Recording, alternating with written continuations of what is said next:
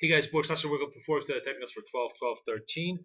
As always, trading foreign exchange and margin carries a high level risk and suitable for all investors. I ask you to read this disclaimer very carefully to understand all the risks of trading margin and to seek advice from an independent financial advisor if you have any doubts. Well, interesting day today. Euro really tried to make a high through the 38s. Let me just pull up. Where's my getting a hold of my charts here for a second. So the euro did try to pull up here, trying to let me zoom in a little bit here. Sorry about that. Okay. Trying to make a move through the 38s. And as you can see, it died. It basically just took 38 out, but couldn't quite make it past it and didn't hold the 38s on the close. Still a pretty interesting day for the euro, relatively strong, and definitely a challenge to this 38.30. This 38.30 is a critical top. If it goes I think 38.45 or so, we have a very strong potential here to move all the way through the 39s and fresh yearly highs. So the game plan is on. It's pretty much at this level here between 38 and 38.30.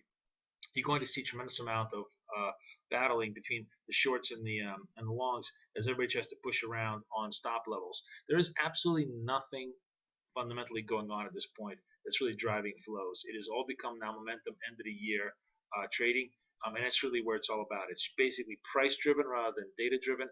There is really no news on a data front, and there's certainly no real fundamental justification for why the euro should be so high.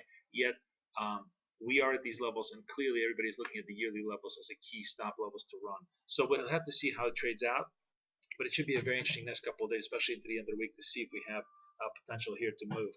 For the time being, though, as I said, the going gets rougher the closer we get to the highs. So it's really going to be interesting to see if we have enough momentum to barrel through the 38.30s to begin to take out 39s, possibly even move towards the 40s before the end of the year. Yen, on the other hand, is really suffering. It looks actually like it's basically set up a double top here at this point.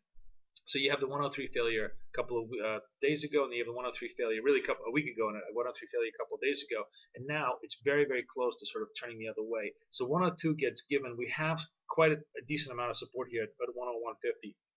That still maintains pretty much the uptrend. If as long as you hold the 101.50, if as long as you hold 102, it'd be really even a better hold because you would have a higher low here at this point. But definitely momentum to the downside, and there's clearly going to be, I think, a lot of pressure to want to try to run the 102 stops here, at least for today. We'll see how well it trades out as the day progresses. That, by the way, actually also leaves euro yen in kind of a no man's land, as you can see, hovering over the yearly highs, but not coming off because the yen is really starting to get weaker. 141 was a level we tested today. We'll see how well that gets given today.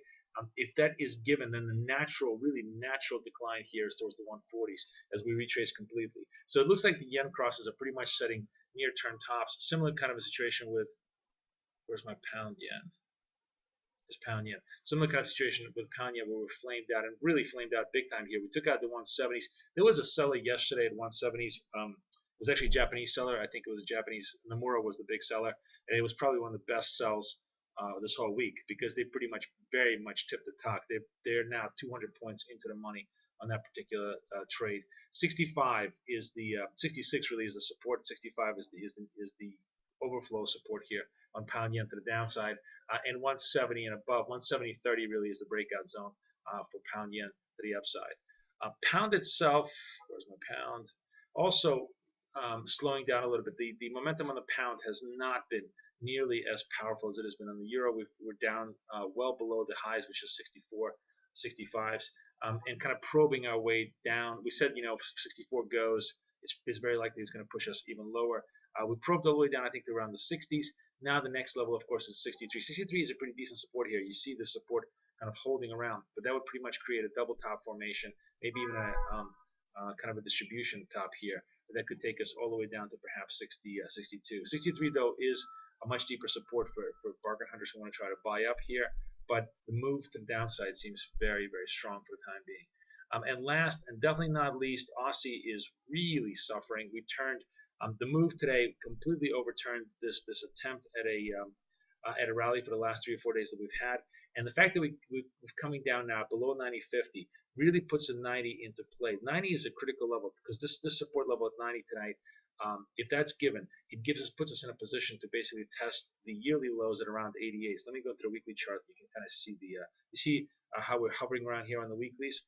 Let me just zoom in a little bit so you can see. Oops.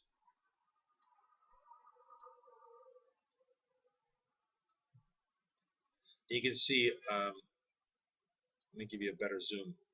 There we go. So this 90 is a key hold on the weeklies. By the way, look at this, the weeklies. 1, 2, 3, 4, 5, 6, 7, 8, 9. 10 weeklies that are negative. It's a very, very ugly weekly chart. But anyways, 90, if 90 does hold, and we kind of, we sort of tested, but we kind of really don't press much below 90, it may be a pretty decent support level against which you could try to recover once more time. But if we break 90s, it's really 89, 80. It's basically 8850 as the key weekly yearly support, 8900 as the most immediate level that is going to want to try to run through. So Aussie very much in play today. We have the Australian employment coming up in basically an hour, and that could tell us quite seriously whether this is going to be a hold or a fail. That's how the day shapes up. Wishing you guys the best of luck, the best of trading. This is Boris Schlossberg, over and out.